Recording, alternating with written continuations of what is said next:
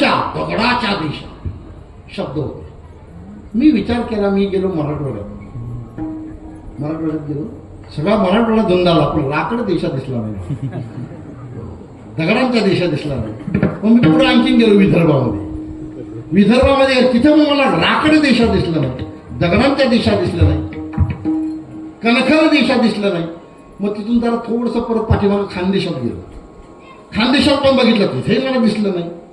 आता काय करा, मग खाली कोकणात उतरलो, कोकणात पण मला राकड देशात कणखर देशात दिसलं नाही. मग मी थोडं वरती आलो, घाटावर, म्हणजे घाटी म्हणतात आपल्याला, घाटावर आलो, पुणे जिल्हा, नगर जिल्हा या परिसरामध्ये फिरलो मी, तिथेही दिसलं. त्यातल्या त्या सगळ्यात बाकीच्या तरी बरं वाटलं, आमचं पुणे जिल्ह्याचा मोंजाळच. पुणे जिल्ह्यामध्ये अतिशय मोंजाळ, आम्ही म्हणतो शिळं पाणी ओतले आमच्या जिल्ह्यावर, असं तरतरीतपणा नाही. अहो आता तुम्ही भेटायला आलात, आनंद वाटला, पुढच्या वेळेला येईन त्यावेळी जेवल्याशिवाय सोडणार नाही हो.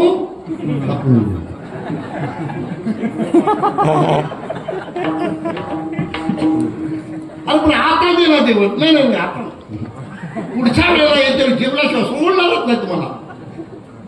असा आमचा जिल्हा आहे, गमतीदार जिल्हा.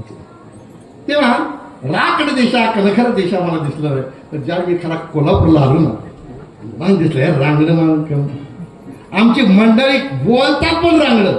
मला जरा सुशिक्षित कोणाला म्हणतात, मी व्याख्या केली, जास्तीत जास्त एका वाक्यामध्ये जो शिव्या देईल,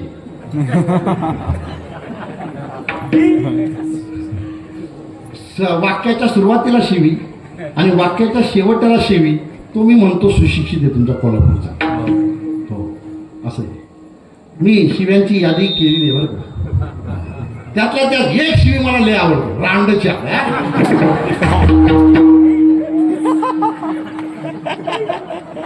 खणखणी शिवी आहे, अजिबात त्याच्यात काय माग नाही.